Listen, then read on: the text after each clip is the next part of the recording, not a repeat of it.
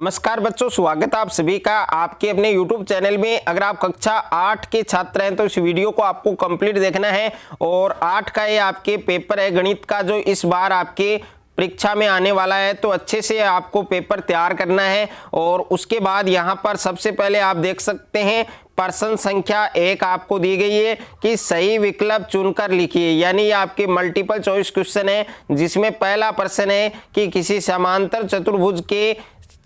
समांतर चतुर्भुज में एक कोण की जो माप है वो आपको 90 डिग्री दे रखी है, तो शेष तीनों कोणों की जो माप है वो कितनी होगी। तो यहाँ पर आपको काफ़ी सारे ऑप्शन दे रखे हैं, जो ऑप्शन आपका सही है वो आपको बताना है।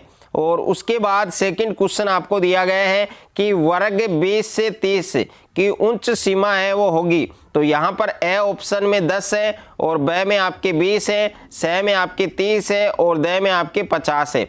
उसके बाद में तीसरा प्रश्न है कि संख्या 81 के वर्ग के इकाई के स्थान का अंक होगा।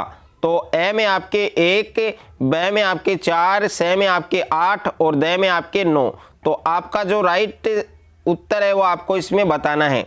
उसके बाद में प्रश्न संख्या 4 है कि घन में शीर्षों की संख्या होती है। तो ए ऑप्शन में 4, ब में 6, स में 8 और द में 10। और उसके बाद में पांचवा प्रश्न है कि किसी आलेख में मूल बिंदु के जो निर्देशांक हैं वो होते हैं, तो ये आपको बताना है। और उसके बाद प्रश्न संख्या 2 है, उसमें आपको रिक्त स्थानों की पूर्ति है वो करनी है। यहाँ पर पहला प्रश्न है कि बट्टा बराबर क्या होता है, और दूसरा प्रश्न है कि एक स्वतंत्र चर तथा आश्रित चर में संबंध एक द्वारा प्रदर्शित किया जाता है। तो इस रिक्त स्थान में क्या आने वाला है वो आपको फिल करना है। और तीसरा जो प्रश्न आपको दिया गया है कि संख्या 54 के अंक पलटने पर जो प्राप्त संख्या है वो क्या होगी। यानी आपके पास एक संख्या है 54, अगर इसके हम अंक पलट दें यानी इसको उल्टा कर दें तो क्या बनेगी आपके 45 यानी 45 होगी। और उसके बाद में चौथा प्रश्न है कि संख्या 88 का बीजांक है, तो 88 का बीजांक क्या होगा। और प्रश्न संख्या 3 है कि निम्नलिखित प्रश्नों को हल कीजिए। तो यहाँ पर पहला प्रश्न है कि 9 भुजाओं वाले एक समबाहुभुज के प्रत्येक बाह्य कोण की जो माप है वो आपको ज्ञात करनी है। और उसके बाद में दूसरा प्रश्न है कि एक विद्यालय में कक्षा 8वीं के सभी विद्यार्थियों ने प्रधानमंत्री राष्ट्रीय राहत कोष में 2401 दान में दिए। प्रत्येक विद्यार्थी ने उतने ही रुपए दान में दिए जितने कक्षा में विद्यार्थी थे। कक्षा में विद्यार्थियों की जो संख्या है वो आपको ज्ञात करनी है। उसके बाद में तीसरा प्रश्न है आपके कि ऑयलर सूत्र का प्रयोग करते हुए अज्ञात संख्या ए है उसको आपको ज्ञात करना है। यहाँ पर फलक है वो है 5, शीर्ष है आपको ए दे रखा है, किनारे आपको 9 दे रखे हैं। तो आपको शीर्षों की संख्या है वो आपको फाइंड करनी है। उसके बाद में प्रश्न संख्या 4 है कि दिए गए रेखा आलेख के अनुसार दिए गए प्रश्नों के उत्तर हैं वो आपको लिखने हैं।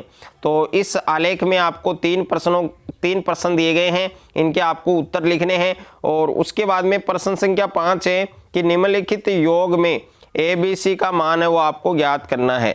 और दूसरा प्रश्न है, ये भी आप अच्छे से देख सकते हैं इसमें। उसके बाद में प्रश्न संख्या 4 है आपकी कि निम्नलिखित प्रश्नों को हल कीजिए। इसमें पहला प्रश्न है कि पटरी और प्रकार की सहायता से एक आयत की रचना कीजिए जिसकी भुजाओं AB व BC की माप आपको दे रखी है। और दूसरा प्रश्न है वह सबसे छोटी संख्या ज्ञात कीजिए जिसे 675 को गुणा करने पर गुणनफल है वो एक पूर्ण घन हो जाए। और यह आपके तीसरा प्रश्न है, इसको आपको सरल करना है। और उसके बाद में पांचवा प्रश्न है आपके कि 15 वर्ष बाद रवि की आयु उसकी वर्तमान आयु से 4 गुनी हो जाएगी। रवि की जो वर्तमान आयु है वो आपको फाइंड करनी है। और अथवा में आपको एक प्रश्न दिया गया है, यदि 11 के 3 लगातार गुणजों का योग 363 है तो उन्हें आपको ज्ञात करना है। और प्रश्न संख्या 6 है, इसमें किसी स्कूल में आइसक्रीम को स्वाद के अनुसार पसंद करने वाले विद्यार्थियों के प्रतिशत हैं वो नीचे दिए गए हैं। तो इनको आपको क्या करना है, इन आंकड़ों का आपको पाई चार्ट बनाना है। और अथवा में भी आपको एक क्वेश्चन दिया गया है। उसके बाद में प्रश्न संख्या 7 है कि 15,000 रुपये अंकित मूल्य वाली एक मेज 14,400 रुपये में बेची जाती है, तो बट्टा और बट्टा प्रतिशत आपको फाइंड करना है। अथवा में प्रश्न है कि 1260 रुपये का 2 वर्ष के लिए 10% वार्षिक दर से आपको चक्रवर्ती ब्याज ज्ञात करना है। और उसके बाद में प्रश्न संख्या 8 है कि एक दूध का टैंक बेलन के आकार का है, तो ये भी आपको करना है। अथवा में आपको एक क्वेश्चन दिया गया है, ये क्वेश्चन भी आपको करना है। और उसके बाद में प्रश्न संख्या 9 है, प्रश्न संख्या 9 आपको दिया गया है कि उचित गुण धर्मों का उपयोग से आपको इनका मान निकालना है। ओके। और दूसरा जो अथवा में क्वेश्चन है काफी इंपॉर्टेंट है कि माइनस का 2/5 और 1/2 के मध्य 3 परिमेय संख्याएं आपको फाइंड करनी है। और यह आपके 10वां प्रश्न है, इसमें आपको सर्व समीका का उपयोग करते हुए 95 गुणा 103 है उसका मान आपको ज्ञात करना है। और अथवा में है, इसको आपको सरल करना है। यह आपके प्रश्न संख्या 11 है कि एक फैक्ट्री में कुछ वस्तुएं 63 दिन में बनाने के लिए 42 मशीनों की आवश्यकता होती है, उतनी ही वस्तुएं 54 दिन में बनाने के लिए कितनी मशीनों की आवश्यकता होगी। तो ये आपको एक एक नियम से करना है। और अथवा में भी आपको एक क्वेश्चन दिया गया है, ये क्वेश्चन भी आप अगर कर सकते हैं। और उसके बाद में प्रश्न संख्या 12 है व्यंजक P4 - 81, इसके आपको गुणनखंड करने हैं। और अथवा वाला भी आप अगर करना चाहते हैं तो ये भी कर सकते हैं अगर आपको वो क्वेश्चन नहीं आता है तो ये आपको टोटल सारे क्वेश्चन आपको अच्छे से तैयार करने हैं।